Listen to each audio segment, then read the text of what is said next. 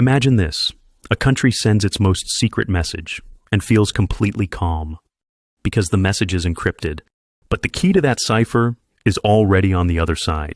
And this isn't hacking. This is a trap built inside the security that was sold to you.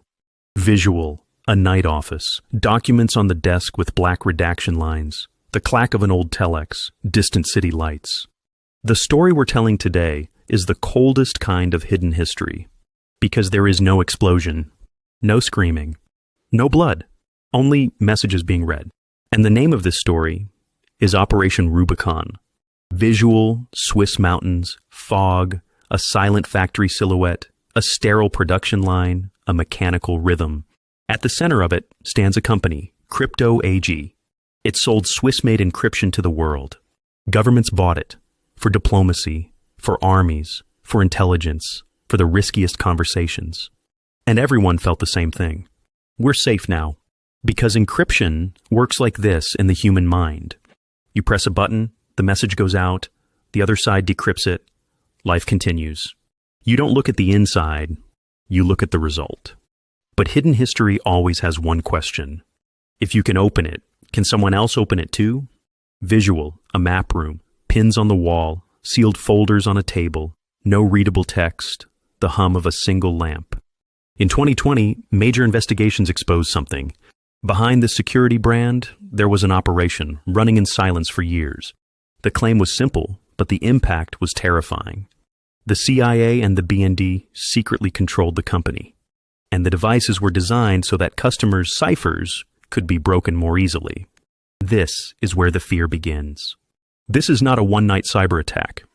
This is a platform running for years. Visual, neat contracts, a stamp, a signature, a briefcase, an empty corridor, a distant security camera angle. Do you know how the deepest operations work? They don't break your door. You open the door yourself, because a trap doesn't look dirty. A trap often looks professional. It arrives through tenders, through official paperwork, through the brand of neutrality.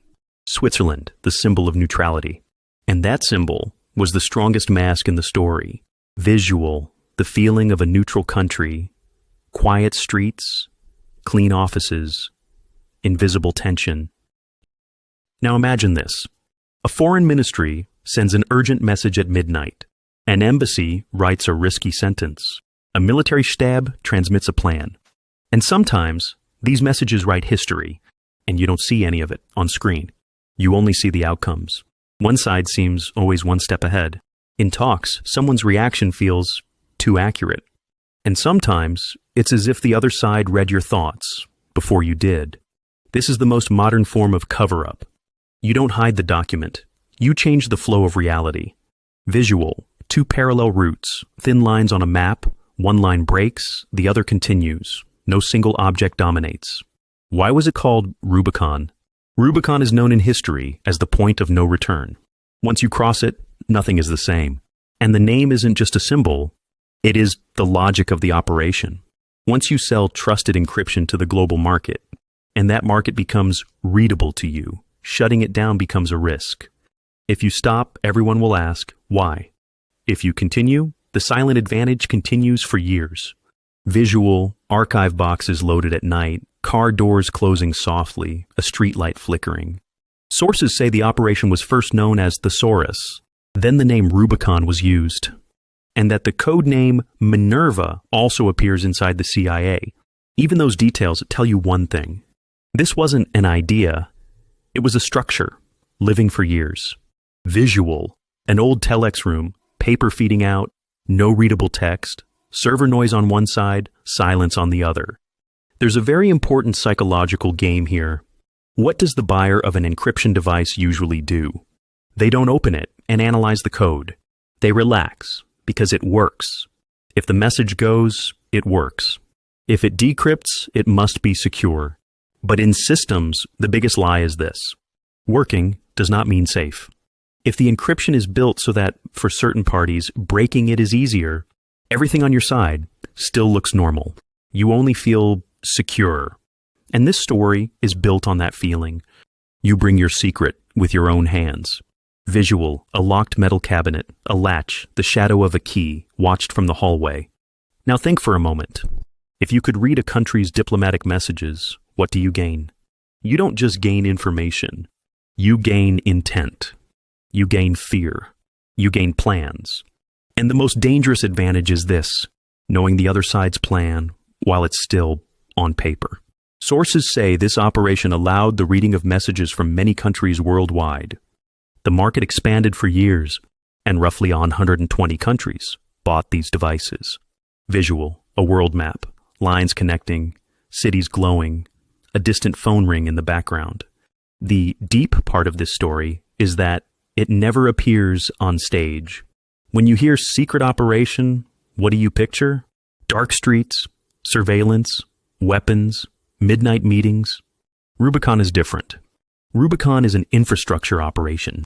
Once you get inside infrastructure, you're no longer watching people, you're watching the flow. Visual, a large building, inside, an empty meeting room, blurred lines on a screen, a silent operator at the edge. Save the sharpest sentence, right here. They didn't need to break your system to read you, because you brought the system yourself. Visual, not an ad-like image of trust. Instead, silence, waiting, an empty corridor. Now let's move toward the moment of exposure. This could have continued for years, as if nothing happened. Because for operations like this, the best situation is people not asking questions. But in 2020, investigations published with the Washington Post and European partners brought this system into public view. Suddenly, everyone asked the same thing. For years, why did we trust the encryption we bought so blindly? Visual, newspaper pages, blurred headlines, no readable text, only the feeling of shock. After that, there was political and institutional reaction in Switzerland. Investigations and reports were discussed. A Reuters report in 2021 notes that the Swiss government criticized intelligence leadership for hiding it for years. But in hidden history, the most interesting part is not who said what.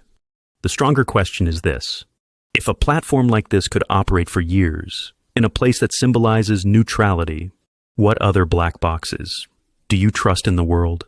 Visual, a server room, faint indicator lights, a single distant silhouette, no sound. There's a second shock inside this story. This isn't only a "the CIA read it" story.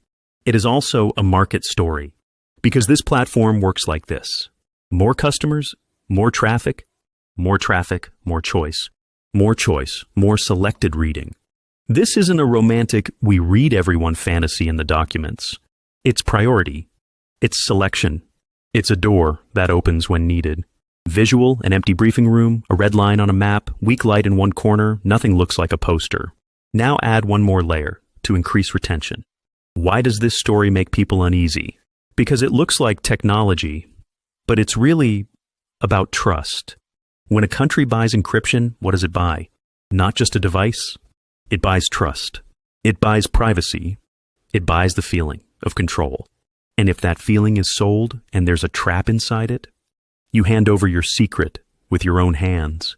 Visual, glass like a mirror, an empty room inside, the city reflected in the window, silence. And here, Rubicon's darkest lesson emerges. Sometimes a cover-up is not hiding a document. Sometimes a cover-up is selling you security. You hold it like a shield for years, when in fact, it was a window opening inward. Visual, a dark archive corridor, a door far away, footsteps, then silence. Now we reach the end, but the end is not a conclusion. The end is today's question. Today, you hear the word encryption every day. Messengers, VPNs, secure, end-to-end. And Operation Rubicon whispers one thing. Sometimes the word secure is just there to calm you down. Because in hidden history, the biggest victory is this. You think you are protected, but the place you feel protected is someone else's window. This is not a technology story. This is a psychology story. When do people get fooled the most? When they feel the safest. Visual, a black screen, 1 second of silence, a single point of light. And the video should end at the strongest point. The deepest operations begin where you trust the most. I'll leave you with one question. the same question that pulls you into the next video. Today, which security makes decisions for you, and you don't even feel it?